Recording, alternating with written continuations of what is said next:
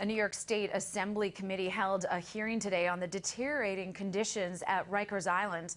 Advocates say measures taken to address the problems at the jail just aren't enough. Aundrea Cline-Thomas recently toured Rikers Island, and she joins us now to talk about her experiences. And you've been absolutely immersed in this story, and we'll get to touring the jail in a moment. But first, talk about the hearing today. What came out of that? So right now, the State Assembly is having a hearing. You have the first deputy mayor, the corrections commissioner, really just giving an update on what has been going on there. What we've learned so far is that within the last 2.5 weeks, there are 400 fewer inmates on Rikers Island. Half of them are parolees on nonviolent offenses who were released because Governor Kathy Hochul signed the less is more law.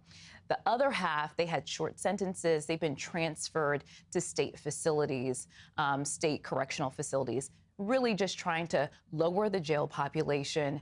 That coupled with trying to get more correction officers to come back to work to kind of help ease what's really kind of been just a brewing situation there on the island. So what we're hearing from the administration is they're really touting what they've done so far, which is increasing programs for the detainees, lowering the amount of time they're in the admissions process, which is called intake, which is where we saw a lot of overcrowding, the deplorable conditions that we heard of, lowering the amount of time that they're in there, trying to rehab facilities, which is what we saw when we were on the tour, to bring in new furniture, bring in new programs. But you have to understand that a lot of these assembly members went for themselves to tour Rikers Island. What they saw was outrageous. Feces on the floor, people packed in cells, people even packed in showers. Some of the assembly members saw detainees attempting to commit suicide in front of them.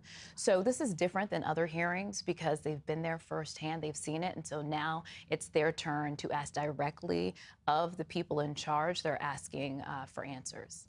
And these elected officials, they can show up unexpected, but for the media, for the most part, you haven't been inside the facility, but you did finally get a chance to take a look inside. What did you see? What struck you most? Yeah, you know, they restricted where we could go, but it was the first time we were in a housing unit. And what they wanted to show us was just the process of how they're trying to rehab a unit.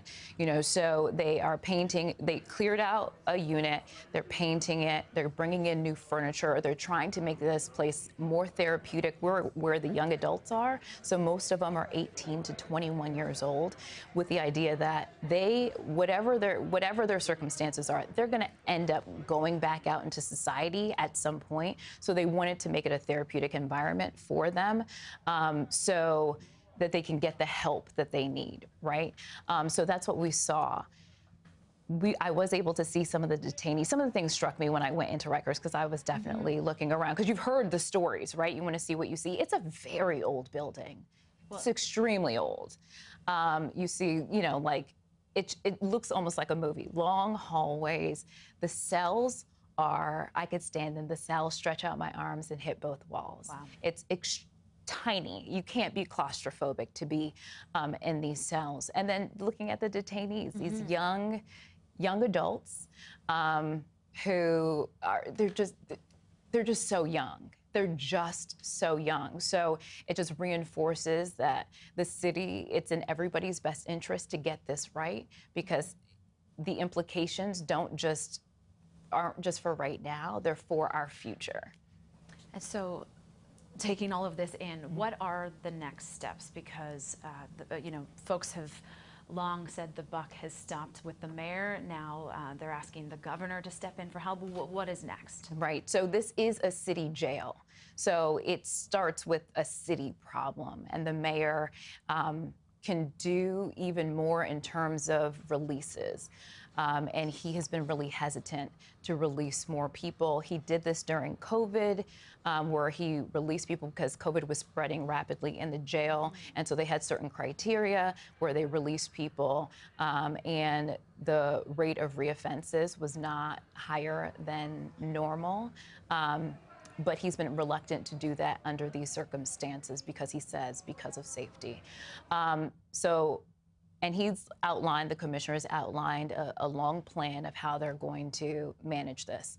The state, they can pass laws in terms of how people are released, so we saw less is more and how that's being implemented on Rikers Island. They can even do more from a legislative perspective, perhaps, in who goes to Rikers and who doesn't. From the law enforcement side, and judges and district attorneys, advocates are calling on them not to send people to Rikers in the first place, because in the context of this whole situation, people are still every day being sent to Rikers, even though the conditions, people are saying that it's a humanitarian crisis and they said this is a matter of life and death. Advocates are now saying, well, judges and DAs, why are you still sending people who may not need to be, they might be nonviolent offenders, you know, whatever, why are you sending them to Rikers? So there's a call on them.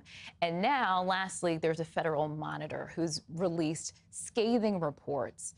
And the city and the federal monitor have now struck a deal, and now a federal judge will be more closely monitoring the conditions on Rikers Island. Some of the things that now have to be done is that a safety plan has to be initiated,